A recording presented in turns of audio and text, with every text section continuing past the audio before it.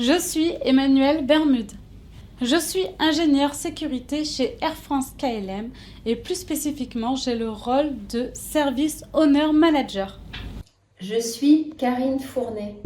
Je suis directrice gestion des risques projets au sein de Vinci Construction Grand Projet. Je m'appelle Astrid Vuillard. Je suis responsable de l'amélioration continue et de l'excellence opérationnelle dans l'industrie aérospatiale au sein d'Ariane Group. Bonjour, je suis Yvette Ramos. Je suis gérante de Moinas et Savoie, cabinet conseil d'ingénieurs en brevet d'invention.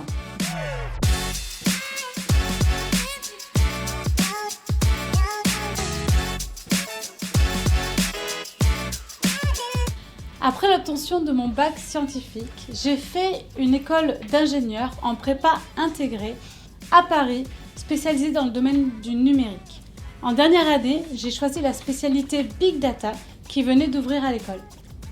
J'ai fait une classe préparatoire scientifique au lycée Marcellin Berthelot, puis j'ai intégré l'école des ingénieurs de la ville de Paris, génie urbain, et j'ai complété avec un DEA sciences et techniques de l'environnement à l'école des ponts et chaussées, et enfin un doctorat en rudologie à l'INSA de Lyon. Alors, je suis ingénieure diplômée de l'École polytechnique féminine, spécialisée en aéronautique et en aérospatiale. J'ai également obtenu une certification Black Belt en Lean Six Sigma. Et puis, j'ai également mené un cycle de hautes études européennes à l'ENA. J'ai obtenu un master en ingénierie à l'école d'ingénieurs EPF, anciennement École polytechnique féminine en 92, option robotique électronique industrielle. J'ai aussi un MBA et un master en gestion des ressources humaines de l'IAE d'Aix-en-Provence, diplômée en 2002. Et actuellement, je suis en dernière année de doctorat à l'Université de Lisbonne en politique de changement climatique sur le sujet de la gouvernance de la géo-ingénierie. J'ai été embauchée en 2014 en tant qu'ingénieur système Big Data. 3 ans après, je suis devenue responsable fonctionnelle d'une équipe de 14 personnes pour mettre en place une infrastructure Big Data pour faire de la maintenance prédictive sur nos avions. En 2021, après l'obtention d'une promotion, j'ai choisi de rejoindre les équipes cybersécurité. J'ai exercé toute ma carrière dans le secteur de l'environnement, l'eau, l'assainissement, les déchets, l'énergie, la mobilité. 2 moments importants structurent ma carrière professionnelle, une première partie dans le secteur public en qualité de maître d'ouvrage public et depuis 2020 au sein des entreprises privées, au sein de Vinci Construction Grand Projet. Alors, mon parcours professionnel a été très varié, très riche, avec des évolutions à peu près tous les 4 ans. J'ai commencé d'abord au bureau d'études, avant projet, en tant qu'architecte de véhicules spatiaux, où j'ai vraiment pu concevoir, dimensionner les véhicules de génération future, dont Ariane 6, qui a décollé de son pâtir il y a quelques semaines.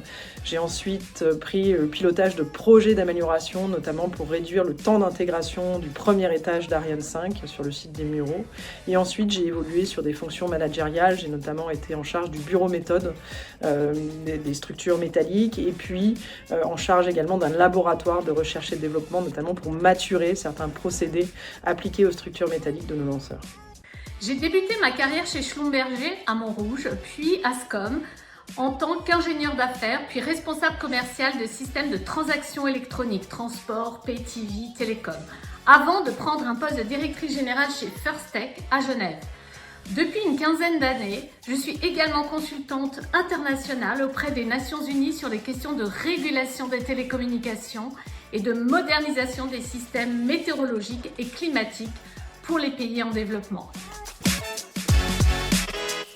Passionnant, challengeant et stimulant. Challengeant, riche, intelligent. Polyvalent, collaboratif et créatif. Innovation, stratégie, multidisciplinarité sont les mots-clés des métiers des STEM, sciences, technologies, ingénierie et maths. Dès mes études, j'étais surprise par le faible pourcentage de femmes, donc je participais activement aux journées portes ouvertes et aux salons étudiants. Chez Air France KLM, dès que possible, je participe aux ateliers. Par exemple, j'accueille les lycéennes pour leur parler de mon métier d'ingénieur. Je m'investis à 100% dans ces événements car je souhaite sensibiliser les femmes au métier du numérique. L'égalité des genres, c'est fondamental dans ce métier. J'interviens à travers des interventions à l'université ou dans les lycées. Au sein de mon entreprise, j'interviens au sein du comité de pilotage Grand Projet au féminin ou également à travers des actions de mentorat. J'interviens également dans des associations en qualité d'administratrice chez Femmes Ingénieurs ou également au Cercle des femmes de l'environnement. J'accorde une importance à l'égalité des genres dans tous les métiers. C'est d'ailleurs pour cela que j'ai mis en place un programme d'accompagnement de 300 femmes dirigeantes dans les instances du sport français. J'interviens aussi plusieurs fois par an au sein des écoles, des collèges, des lycées pour promouvoir à la fois la pratique sportive féminine, mais aussi les métiers scientifiques auprès des jeunes filles. Et c'est vrai que ces échanges sont toujours très riches au travers du partage de mon double parcours professionnel et sportif. L'égalité des genres est cruciale pour diversifier les perspectives et renforcer l'innovation. À travers WomenVi, une ONG que j'ai cofondée en 2018, je mène des initiatives pour offrir des opportunités aux filles et aux femmes dans les STEM, notamment via des programmes éducatifs et des collaborations internationales.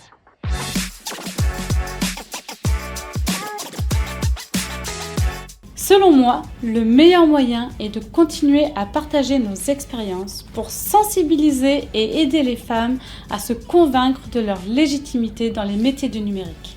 En tant que femme, mère et avec un handicap moteur, j'ai un parcours professionnel épanouissant dont je suis fière. La lutte contre les préjugés passe par l'éducation qu'on donne à nos enfants et également par les actions que l'on conduit au sein de nos entreprises. Je pense que pour attirer les jeunes filles vers les métiers d'ingénieurs, il faut d'une part les rencontrer au sein des établissements scolaires et puis rendre visibles les femmes ingénieurs à travers les différents métiers qu'elles exercent.